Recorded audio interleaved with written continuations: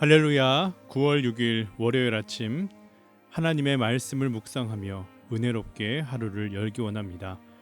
이 아침 말씀 앞에 나오신 모든 성도님들 주님의 이름으로 환영하고 축복합니다.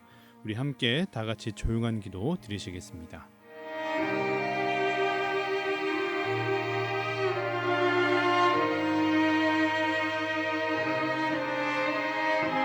아멘. 오늘 우리에게 주시는 하나님의 말씀은 사사기 15장 1절에서 13절 말씀입니다. 얼마 후 밀 거둘 때에 삼손이 염소 새끼를 가지고 그의 아내에게로 찾아가서 이르되 내가 방에 들어가 내 아내를 보고자 하노라 하니 장인이 들어오지 못하게 하고 이르되 내가 그를 심히 미워하는 줄 알고 그를 내 친구에게 주었노라. 그의 동생이 그보다 더 아름답지 아니하냐 청하노니 너는 그를 대신하여 동생을 아내로 맞이하라 하니 삼손이 그들에게 이르되 이번은 내가 블레셋 사람들을 해할지라도 그들에게 대하여 내게 허물이 없을 것이니라 하고 삼손이 가서 여우 300마리를 붙들어서 그 꼬리와 꼬리를 메고 회를 가지고 그 두 꼬리 사이에 한 회를 달고 회에 불을 붙이고 그것을 블레셋 사람들의 곡식밭으로 몰아들여서 곡식 단과 아직 배지 아니한 곡식과 포도원과 감람나무들을 사른지라. 블레셋 사람들이 이르되 누가 이 일을 행하였느냐 하니 사람들이 대답하되 딥나 사람의 사위 삼손이니 장인이 삼손의 아내를 빼앗아 그의 친구에게 준 까닭이더라 하였더라. 블레셋 사람들이 올라가서 그 여인과 그의 아버지를 불사르니라. 삼손이 그들에게 이르되 너희가 이같이 행하였은즉 내가 너희에게 원수를 갚고야 말리라 하고 블레셋 사람들의 정강이와 널쩍다리를 크게 쳐서 죽이고 내려가서 에담 바위 틈에 머물렀더라. 이에 블레셋 사람들이 올라와 유다의 진을 치고 레히에 가득한지라. 유다 사람들이 이르되 너희가 어찌하여 올라와서 우리를 치느냐. 그들이 대답하되 우리가 올라온 것은 삼손을 결박하여 그가 우리에게 행한 대로 그에게 행하려 함이로라 하는지라. 유다 사람 3,000명이 에담 바위 틈에 내려가서 삼손에게 이르되 너는 블레셋 사람이 우리를 다스리는 줄을 알지 못하느냐.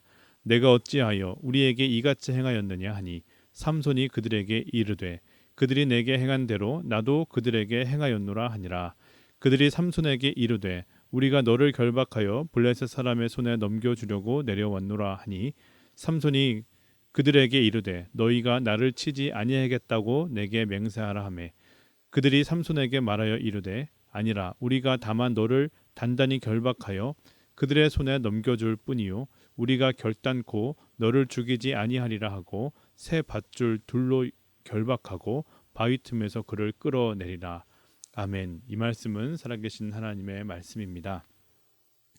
지난 주일 본문에서는 삼손이 블레셋 여인과 결혼하기 위해 딥나로 내려갔습니다. 그곳에서 흥을 돋구기 위해서 삼손이 그곳에 모인 사람들에게 수수께끼를 내는데 7일 안에 마치면 베옷 30벌과 겉옷 30벌을 준다는 것입니다. 그러나 만약 마치지 못하면 반대로 자신에게 옷 30벌을 달라는 조건이었습니다. 이 수수께끼는 이것입니다. 먹는 자에게서 먹는 것이 나오고 강한 자에게 단 것이 나왔느니라. 삼손은 포도원에서 체험했던 그의 일을 토대로 문제를 내었습니다. 블레셋 사람들이 그 답을 찾을 리가 없었습니다. 그들은 결국 삼손의 아내를 협박합니다. 아내는 그 답을 알고 있었습니다. 결국 아내를 통해 그 답을 알게 된 블레셋 사람들은 두 행으로 시적 대구를 이루어 삼손에게 답을 말합니다.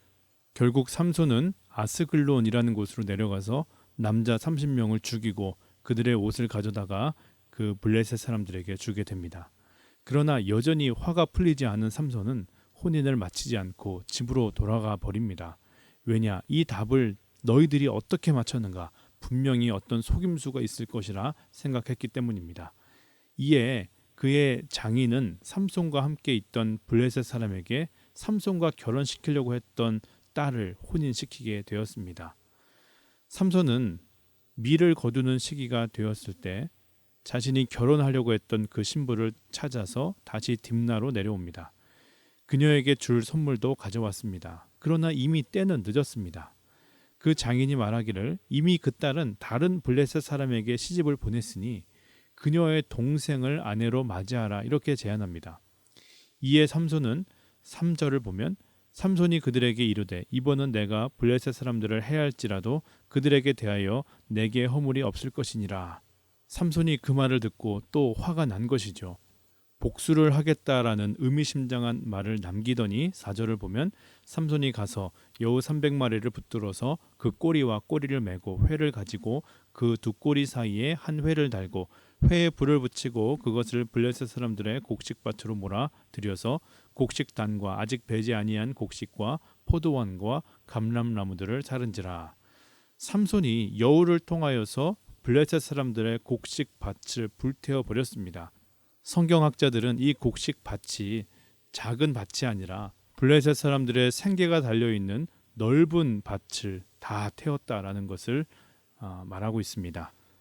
블레셋 사람들은 당연히 크게 분노합니다. 이 일을 딥나 사람의 사위인 삼손이 저질렀다라는 것을 알게 되었고 삼손을 찾지 못하자 엉뚱하게 그가 결혼하려던 그 여인과 그 장인에게 이 책임을 물어 그 둘을 태워 죽여버립니다. 이 소식이 삼손의 귀에 들어갔을 때 그 또한 가만히 있지 않았습니다. 7절을 보면 삼손이 그들에게 이르되 너희가 이같이 행하였은즉 내가 너희에게 원수를 갚고야 말리라 하고 삼손이 몇 명을 죽였는지 나타나 있지 않지만 블레셋 사람들의 정강이와 널쩍다리를 크게 쳐서 죽였다 이렇게 기록되고 있습니다. 그리고 삼손은 유다 땅으로 건너가 에담 바위 틈에 숨게 됩니다. 이제 개인의 영역을 넘어 민족과 민족의 영역으로 확대됩니다. 이 블레셋 군대가 출동하는 것입니다. 블레셋 사람들은 도망친 삼손을 잡기 위해 유다로 올라갔습니다. 그리고 그 유다 앞에 진을 칩니다. 9절을 보면 그 수가 많아 레히를 가득 채웠다 이렇게 말합니다. 유다 사람들은 벼랑간 이게 무슨 일인지 왜 갑자기 우리에게 쳐들어오는지 그들은 몰랐습니다. 그리고 그 원인이 삼손에게 있음을 알게 되었을 때 유다 또한 3,000명의 군사를 동원해서 에담 바위 틈에 숨어있는 삼손을 찾아갔고 그를 결박하게 됩니다. 그를 넘겨주지 않으면 블레셋이 침공할 것이 뻔했기 때문입니다. 유다 사람들은 삼손에게 내가 어찌하여 우리에게 이같이 행하였느냐 물었습니다. 삼손의 대답은 삼손이 그들에게 이르되 그들이 내게 행한 대로 나도 그들에게 행하였습니다. 그들이 나에게 이렇게 했기 때문에 나도 그들에게 똑같이 한 것입니다. 이렇게 대답합니다. 삼손의 힘을 생각할 때 그 유다 군인들에게 그는 잡히지 않을 수 있었지만 같은 동족이었고 또 자신을 해하지 않겠다는 약속을 받고 순순히 결박되어 블레셋으로 그는 넘겨지게 됩니다. 오늘 본문을 묵상하게 될 때 삼손에게서는 우리가 기대하던 나실인의 모습이 전혀 없다는 것을 발견하게 됩니다. 오히려 유다 땅의 트러블 메이커가 되어서 개인적인 문제를 국제적인 분쟁으로 확대시키는 우리가 히어로 영화에서 보면 가끔 철이 안 든 그래서 멋대로 사는 영웅들의 모습이 나오는데 마치 그러한 것처럼 삼손은 말썽을 일으키는 골칫덩어리가 되었습니다. 그러나 흥미로운 부분은 이 과정들을 조금 더 떨어져서 보게 되면 결국 하나님은 사사 삼손을 세우신 목적 40년 동안 유다를 압제하던 블레셋을 몰아내고 이스라엘을 구원하려 하신다라는 것인데 그 성취를 향해서는 계속 조금씩 가까이 나아가고 있다는 것을 보게 되는 것입니다. 삼손은 다른 사사들과는 많은 면에서 달랐습니다. 유다 사람들이 기대했던 하나님의 구원 방법 또한 삼손의 방법과는 전혀 달랐습니다. 오히려 삼손은 우리를 구원하는 자가 아니라 더 위험에 빠뜨리고 있다라고 생각했을지 모릅니다. 그러나 하나님의 방법은 완전히 달랐습니다. 내일 묵상할 내용이지만 이렇게 바벨론으로 넘겨진 삼손은 그곳에서 나귀 턱뼈를 들고 바벨론의 군사 1,000명을 죽이고 승리하는 것을 보게 됩니다. 이처럼 하나님은 도저히 이해할 수 없는 방법으로 당신의 목적과 뜻을 이루기도 하십니다. 우리가 볼 때 도저히 그 사람은 자격이 없다, 경험도 없다, 능력도 없다, 주변에 사람도 없고 그의 인품도 별로고 재종도 없는데 어떻게 그런 자가 하나님의 일을 감당할 수 있는가? 어떻게 그런 자가 우리의 영적 리더로 설 수 있는가? 그러나 하나님은 사람을 세우시고 사용하시는데 그런 조건들은 조금 더 보지 않으십니다. 우리가 더 잘 알고 있지 않습니까?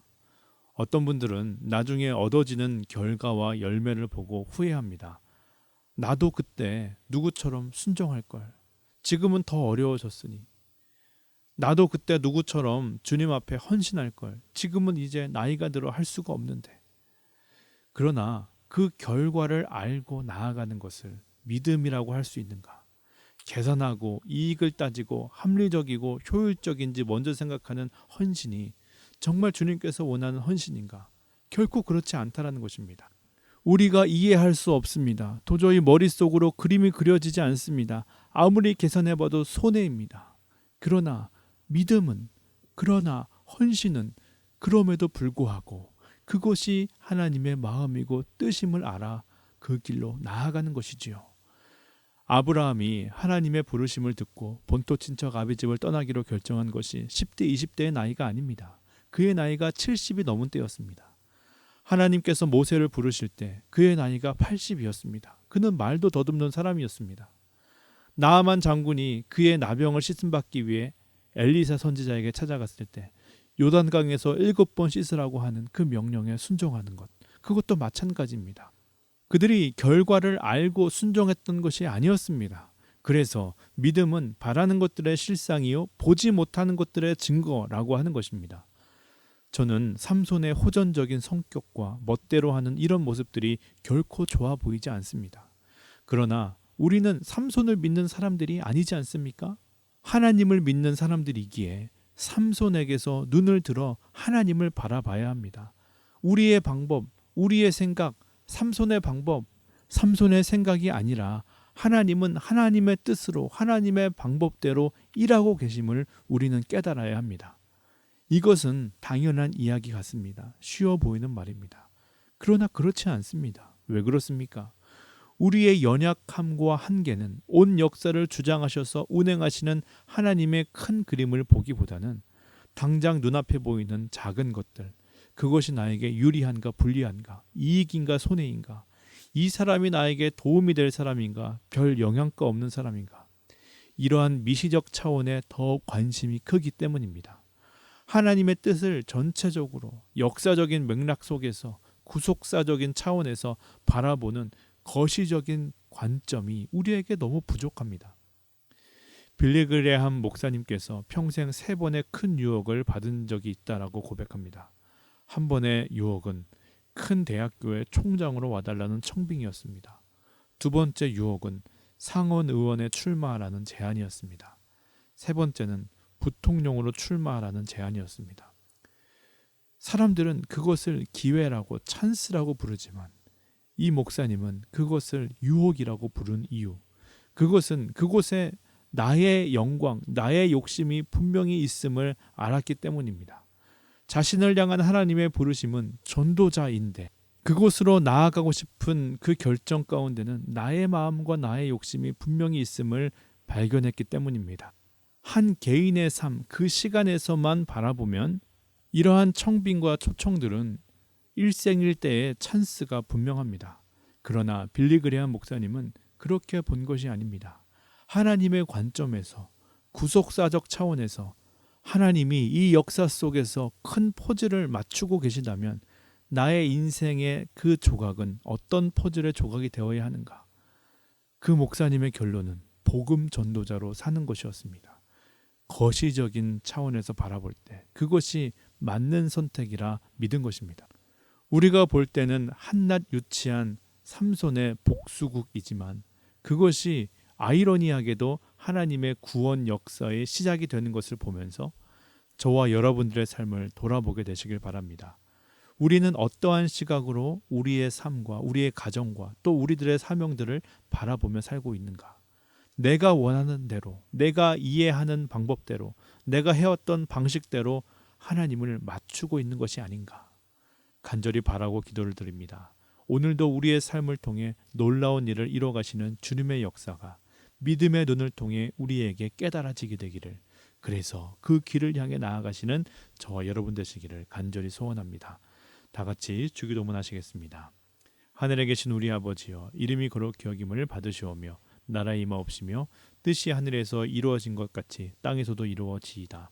오늘날 우리에게 일용할 양식을 주옵시고 우리가 우리에게 죄 지은 자를 사하여 준 것 같이 우리의 죄를 사하여 주옵시고 우리를 시험에 들게 하지 마옵시며 다만 악에서 구하옵소서.